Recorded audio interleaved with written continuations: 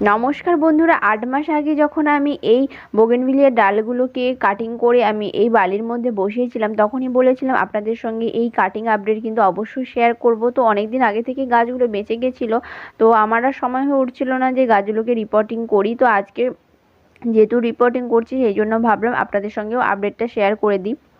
৬টা মতন ডাল বেঁচে গেছে। সবগুলো একটা ইয়েলো আছে, যেগুলো যেগুলো ডাল কাটিং করেছিলাম ওগুলো ৬টার মতন ডাল বেঁচেছে, আর সবগুলো ডাল নষ্ট হয়ে গেছে। তো সবগুলো ডাল তো কখনোই সাকসেস হয় না, এই জন্য বেশি করে ডালের কাটিং সবসময় বসাতে হয়।